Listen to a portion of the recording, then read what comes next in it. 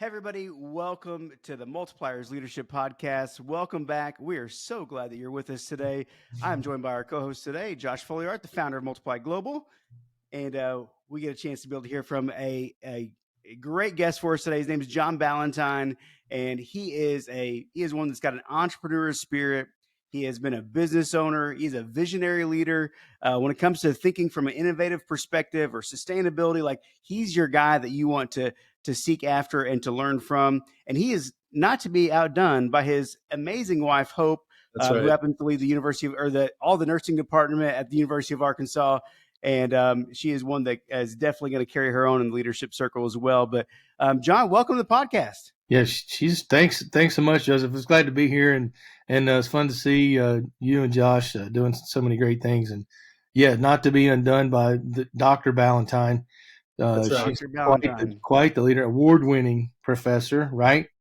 That's amazing. Right. Yeah. So good. I told before we jumped on this podcast, I said, you're just carrying her bags. That's what this is really all we do is win. It's an honor to carry the bags of our wives. I'll tell you that. That's for sure. I'm just following her around to all the award ceremonies. That's right. There you go. Now, John, I didn't make you aware of this one because I think this is a bonus question. Okay. But before we get started, I've got to know, we are literally in what some could call God's country. It's up to your own definition here in Arkansas, and it is a beautiful area. It's incredible. And you're a professor at the University of Arkansas. We'll cover that in a second. But I've got to know, in the midst of God's country like this, how are you a passionate South Carolina fan and a Clemson fan? Can you give some explanation there? Well, you can be from the state of South Carolina and love the state, but it's easy to discount.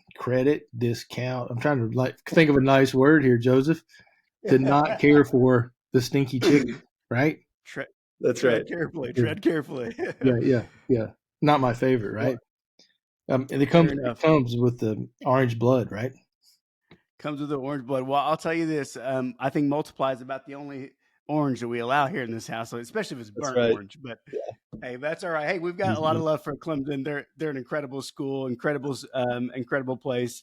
All joking aside, and South Carolina's all right too. So Dan, tell our viewers just to educate us just a little bit, because I recently did a college visit to Clemson with my son. But tell us something about the University of Clemson that we otherwise would not know if we did not tune into this podcast today. Give us a little understanding. Yeah, this is a really obscure statistic, but there's only one other school in the country that has more manicured, cared for acres of campus than Clemson University, second largest landscaped campus in the country. That is very obscure, but very cool. Yeah. Who are they outdone by? I don't remember. I learned that statistic from a person in Fayetteville who actually used to work on the grounds crew at Clemson. That's fascinating. I think I know the answer to the question of who they're outdone by, and I think it's in Rome, Georgia. I think it's Berry College. Berry College is one of the largest campuses in the U.S., but I'm just kind of throwing out a guess there. Yeah, we should fact information today. There's over 220 or more acres at Clemson. And it's a gorgeous campus, lots of big trees. It has a 100-year-old oak tree that you can see through the windows, these round windows that were in the packaging lab that I dedicated when I was in school. Cool. This 100-year-old. Josh, how about you get us started? Let's jump in and let's give John the toughest questions we've got. And see if he can answer some of these that we've got to put in front of him. Well, one of the things that's so fascinating about John Ballentine is he is an incredibly competent businessman, but he's also a man who, what we call a multiplier of the kingdom. He's a man who understands the kingdom, understands the marketplace, understands how those things merge together. And we've had just some really fascinating conversations over the past several months. And, I know, John, you just recently went to a Future of Work conference, and I'd love to just dig there just for a minute on maybe some insights that you walked away from, just or heard at this conference. And I just think the title is really intriguing, just the future of work and how's it shifting from what it is right now. And then if you can, I would love for you to tie in, what does that mean for the kingdom? What does that look like? Yeah, it's a fascinating thing to ponder, really. And Dr. Anna, I'm going to mess up her name, so I apologize. We can fact check this one too. But Dr. Anna from New York and came to talk, and she's written the book on this, and she Anna Tavis. Yeah, thank you. I was wanting to make sure I got it right. And she did a great job of like not really telling us like what her view of how this is going to change, but getting us to think about what's really changing and how the people are changing. And I think one of the couple things that she talked about was the why of work and the worth of work. And she believes that the worth of work is going to become more highlighted or more valued, and we should value it more. I think that's really interesting. And I think if you look at that through a biblical lens, it's something that God really valued. And he felt like work was very worthwhile. He designed us to do it before the fall. So if you kind of put it under those lenses, then there's extreme value in work. And some of our greatest leaders in the Bible worked really hard. Paul and I mean, you think about David, how hard he worked as being a leader, but also getting ready to be a leader and working in the fields as a shepherd. And those are harrowing times for a shepherd. They're fighting lions and bears and tigers and bandits and everything else. And it's not all that different than being an entrepreneur. I mean, I got a chance to speak just this morning to a class that's kind of a new venture development class for sports management people. And I shared with them, I said, look, if you're thinking about starting up a company, just imagine that you're going to tie yourself to a truck driving down a gravel road and you're going to get road rash on all sides. So we've got to be, resilient. Sounds inspiring, John. Well, and it's not to scare people away, but work's tough. And anyway, so I think all those things are really fascinating. And back to the original question of what do we see is changing and what did we talk about at the conference that's changed about work? I think the worth, it's going to become, Dr. Tavis believes that it's going to become more relational as we look more towards or see less and less engagement and interaction and more machine engagement. Then the relationships at work are going to become more and more and more important. And that was one of the things that she really brought out. And I think you're starting to see that. I mean, some of that's a little bit of a backlash from our times of being in the pandemic, but I see that really happening. And I see the future generations really craving that interaction, that relationship. And the more I think we relate to people and relate to their challenges, I think we'll see that. Another interesting phenomena that was asked a lot of questions at the conference was, how do you see companies addressing diversity issues and things like that? And that's really interesting to me, that companies are more willing to take on commentary in those areas than they have been in the past, and feel obligated to have a stance on something that previously in business we separated, not necessarily separated, but didn't really feel a need to comment on or make a stance from a business perspective. So I find that interesting. I don't know that I would venture an opinion on it directly, but it's certainly an interesting observation to see companies trying to do that and struggling in some ways, and then how that engages or disengages their workforce. What I think hear the other thing that what I hear you saying real quick, John, let me interrupt, is that work and kind of like outside of work life seems to be merging in a way that has, I mean, people are finding more senses of belonging at their place of work. They're finding, the desire for deeper relationships there. And there's, work is being dignified in a way that it never has before, as a high value place to invest your time. And to me, it's like the workplace is merging. We're not just taking our workplace and working from home now. Now we're living from the workplace. Does that make sense? Right. And that's Those. exactly what predictions are making. And Mhm. Dr. Travis also talked about how, the space of work is going to become more important as we try to um, bring people back into the workplace. Having a space that's comfortable and inviting is going to be one of the more important things that we see. And then having it accessible to where you are in life. But the other thing that came up really is flexibility. We got to be flexible with the workforce, and the more flexibility we have with how we work and how we accomplish things, the more successful. But the premise is more successful companies will be, and I think the more successful we'll be as a society at the end of the day.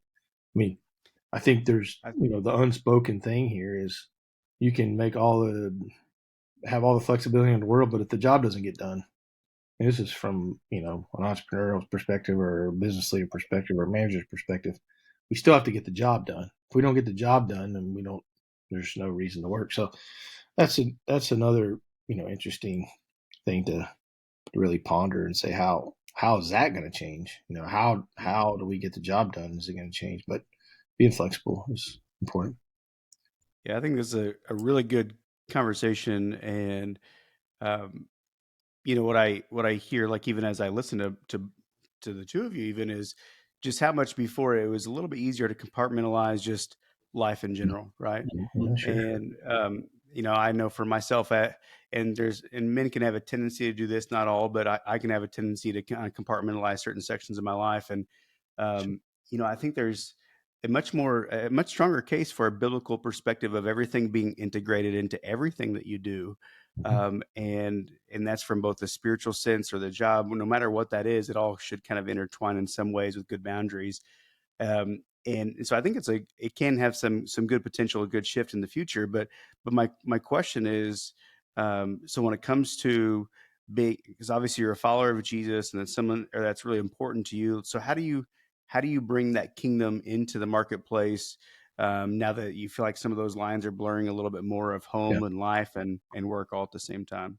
Well, that's a good question. This near and dear to my heart. I um, was very good at segregating my work and home life and secular work life and, you know, walk with Jesus for a long time. But the Lord took me through a really transformative time in my life when I was considering making a job change, and the Lord spoke to me and said, "Hey, I want you on your knees." This is part of my testimony. I want you on your knees praying to me every day, and so I did that and obeyed. And He took me through this process of hey, I know you're not happy with what you're doing at work, but I created you to work and all these things. I mean, I've always been a worker, like since a little boy. I've only known I can to see work. it in you, John. And You're a worker in the best sort of way. so, anyway, so that's just who I am. But we said, the process. I want you to bloom where planted. Okay. I want you to start showing your coworkers and your clients that you care for them and you love them, and it's very specific, like love, the word love. And I want you to look for opportunities to talk about me at work with your coworkers and with your clients. And that was transformative for me because I didn't think you could do that like that. And it was like the Lord was encouraging to me, and He said to me, I mean, this was not audible. The Lord, I didn't hear an audible voice. Some people do. That's great. Uh, um, but it was a very clear impression of the Lord speaking to me, saying, I'm going to give you opportunities, and I want you to take them. Look for opportunities that I present to you to talk about me at work and with your clients. And He did just that. I mean, we had with our church family, we had all kinds of great secular-ish stories that had the gospel woven in them, had Jesus stories woven into these, and you could easily He provided easy ways to tell a story, and then weave Jesus into the story at whatever or levels were appropriate for the audience at the time. and then you get feedback. Okay, well, let's go a little deeper. Let's go a little deeper. And so that was that kind of, to me, was a tipping point. If you read Malcolm Gladwell, was a tipping point for me to get into this realm of there's no reason to separate work and the gospel, or work and Christianity, or what have you. And it can be part and parcel of how you do business. The interesting thing is when I teach a class in sales, right? And when you survey clients or people that buy, that have salespeople call them, what are the top 3 things that they look for in a sales professional or a business relationship? Honesty, integrity, credibility. Okay, those are Judeo-Christian values, right? And these are believers, non-believers are all saying the exact same thing. Like, what we look for in business relationships is these things. And if you can't deliver that, then our interest in doing business with you is not there. So it's easy if you believe those things and you live those things, and some of us do and some of us don't, and some of us separate our work and home life and work and Christianity. I think we shouldn't. And I think, when we say, how do you integrate your faith at work, it should be, how do we live? I mean, it's part of what I do. It's part of who I am. It's part of how I work. It's treating people right. I remember when I got the revelation that Abraham, Joseph, Moses, Nehemiah, Daniel, none of these are what we would, label professional Christians. These are all marketplace believers who influence their society through what they did every day. Mm-hmm. And I love that. That set me free. And I love, the majority of us will never be in a vocational ministry setting.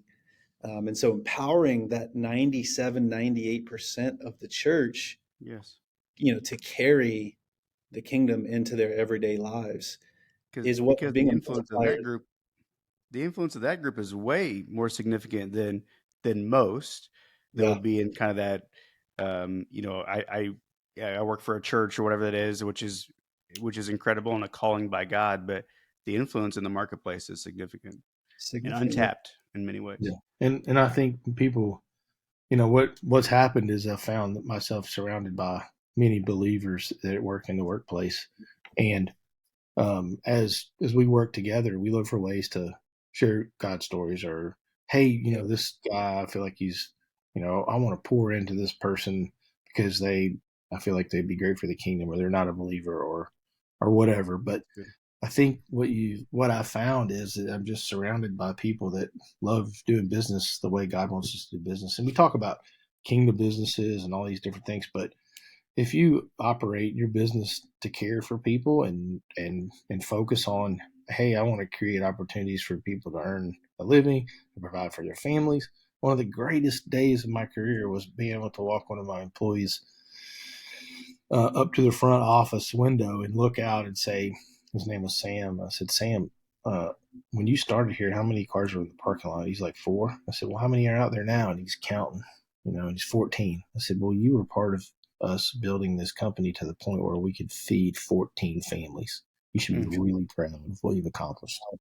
I mean, what a cool opportunity, because that's what it's about. I mean, sure, we all have to make money and return on investment for our investors, but what's God's economy? What's God's P&L statement? And is it feeding families? Is it sharing the gospel? I mean, I don't know. I wrestle with this idea of what's the currency for the kingdom. Speak a little bit. I think you said it a moment ago. Go ahead, Joseph. Go ahead, Josh. I was just going to say, speak to that idea. I want to double click on that and just talk about multiple bottom lines. We've had this conversation, which you kind of just flippantly kind of threw these things in there, but you talk about profit, and you're not going to be in business long if you're not making a profit, right? I mean, you got to make money. But talk about the multiple bottom line concept and kind of how you're beginning to see that or have Yeah, seen it's an that. idea. It's certainly not an idea I came up with, but I'd like to, dive into this thing a little bit more to see what it really means. But, um, and and maybe this is something that's revealed to us later in our eternal lives. But um, what are we creating? Like, we're creating a business to create a business. We're creating a business to solve a problem, right? That's good. We're able to fix something. So in that scenario, what does this multiple bottom line look like? Is it are we have developed some social capital? Have we evangelized people? Have we created an economy of love? I mean, if we think about what God purveys, He purveys love and forgiveness. Are we doing that in our business? Are we measuring that in our business? Are we measuring how many times when you talk to a client that they tell you that they love you and then mean it authentically? The Mm. lawyers will tell you can't tell a client that you love them.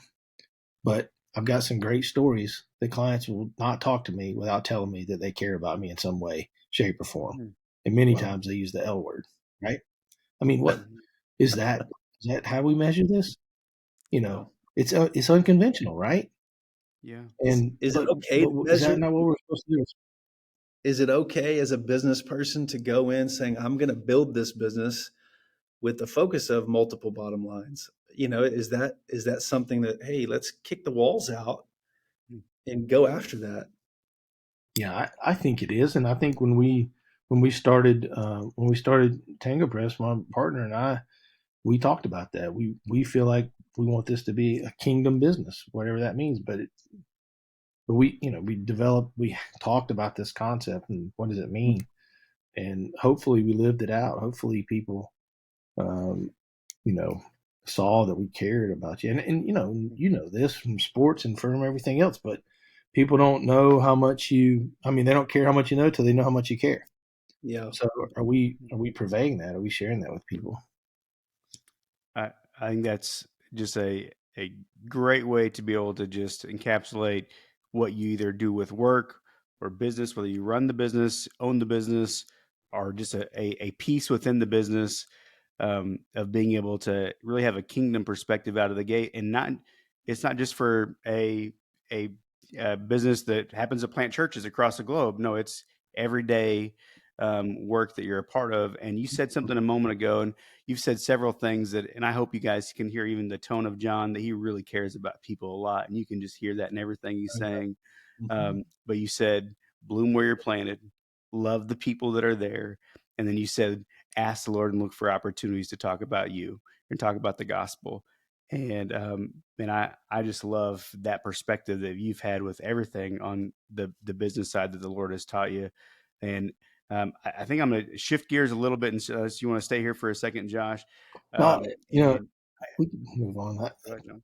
I told us that this is an interesting, just a little quip. I won't take too much time on it, but You're I fine. told a story to the sales class the other day about a client of mine that one day he called me up and he says, "Hey, I've started doing something that you do with me with my clients." And he said, "Every time I talk to you, you tell me that you appreciate me," and that's true. And I did that, and that's a easy way to say I care about you, I love you, okay, right? I appreciate you.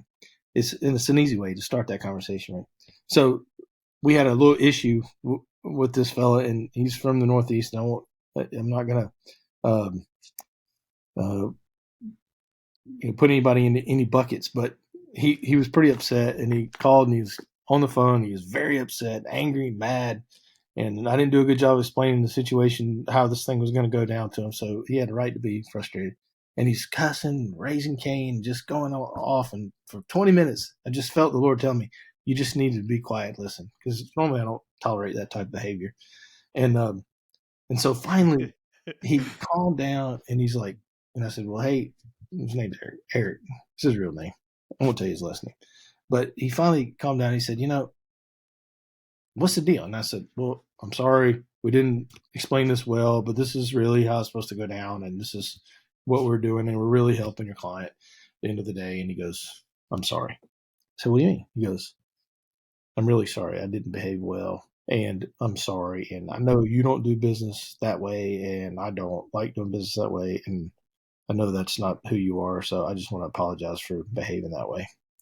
Mm. And I said, you're welcome. I forgive you. And the next thing he says comes out of his mouth. Now, this is after this guy's like wore me out, cussed me out more than probably anybody ever has in my life. And he goes, John, I just want you to know I love you. Come on, man. Come on, man. What about that? A grown man from That's Connecticut. That's kingdom Man. stuff, man. That is kingdom stuff, and it's disarming. Yeah. In the It is. best sort of way. It's disarming with the kingdom. I told you John loves people. He didn't believe me. He got more and more of them. All right, I got stories for days. you know, Stories. I love your stories, and John, obviously you've done business for a long time. You're currently teaching at the University of Arkansas. There's been a lot that's changed both in society, the world at large, and in really every sphere, every influence. And what I come to find is there's always a new generation, always a new group of people that are coming up. The next ones up to the plate, if you will. And being around so many, they're in that kind of Gen Z category as you're teaching at the University of Arkansas. Man, I'd love just an insight from your generation, your perspective. Like, man, as you see all these young people day in and day out, like, man, what do you see that is just some good opportunity, or even maybe another way to say it is, man, what do you see within them? Like, how do we meet them where they're at, equip them, develop them, help lead them into the next season? Because eventually we're all going to be gone, and they're the next ones up to take the baton. And so I'd love to know just kind of your perspective, and just from your seat, you get to see a lot more people than we do. Yeah. It's a blessing to get the trust to pour into our next generation. Like that's not something to be taken lightly. And I do it. Why do I do that? I'll do it because I care. Like I truly care about every individual. I mean, I was a guest speaker in class today, and I didn't know any of those students at all, but I care about them. I want to share what my mistakes, what I've learned, what's gone well, what hasn't gone well in my life and my career, and I can share that and hopefully prevent heartache, headache, for another generation or a group of people. So what a blessing and an honor to get to do that. And I had some great mentors in my life, professors in my college that were all industry experienced people that poured into us, and they truly cared about us. And that's a legacy that they instilled in me, and a desire that was instilled in me by those individuals that made me want to give back later in life. So thank you. It's a blessing to do that. So to the question though, the real question is what's different or new, or what's the opportunities that the current generation has? I think, we all, their challenges are probably more publicized than some of the previous generation's challenges when it comes to, being post-pandemic. So I think what I see in this group of people is just a desire for authentic connection. I think, society or social media tells us that they're the most connected generation, but they're connected in what I believe is not as an authentic way as some of our previous generations have. So I believe that they crave this authentic connection. I think there's a little bit of an opportunity to understand the application of that, because we've been, many in this generation have been isolated for a couple of years. And so the application or the comfort level of seeking out that. So for us, like that's our opportunity to reach out. For when I say us, I'm talking about other generations. It's our opportunity to reach out and say, hey, I care about you. I'd like to get to know you. I'd like to learn what I can do to help you. And I think there's a response to that I've seen. A little interesting tidbit in my class I have that I'm teaching this section this semester is about 89 students. And, you start to develop a rapport and say, look, I'm here because I care about you. I want you to win in life and career. And that's when when the reach back begins to happen, where they truly know that you care. So I say all that. It's a lot of talk, but what I see, hopefully, this generation really craves clear, concise communication of expectation. I think that's good for all of us. It's fun. They value connection. They value diversity. They value innovation, and I think they're skilled in that. Very resourceful generation. I think Yes. it's fun to see that resourcefulness, and Mhm. so those are the things that I see. I see opportunity. Many of college students that I interact with many of them have their own businesses, or they've been working already and have some experience from the workplace they can call on. So when you have the opportunity to share with them, there's some relevancy to some of the things that we teach and talk about. So, Yeah. I think does that that's answer your question? Is that I what you're think looking that for? it absolutely answers the question, and really, I think that I wish we had more time, John. There's a lot of other questions I feel like I'd like to be able to ask, but maybe That's we so could save it too. for another day. He said he's full of stories. He is not. He is not kidding. He's got stories for days, and they are fun. But as I think about the entirety of this podcast, one thing that I hear over and over and over again is that everybody craves, whether articulated or not, relationship. Mhm. Yeah. No matter who you are, your story, your life, it was meant for relationship. And Yeah. John, you've been a great example of that. I'm sure you've had some ups and downs along the journey, but thank you for blessing our listeners, blessing myself, Yeah. and Josh as well. And John, we just want to say thank you for your time. And hey, listeners, we'll be back at it here in a couple of weeks, and we look forward to doing this again with you. Yeah. Blessings to all. We appreciate you, brother. Thanks. Thanks a lot. Thanks for having me.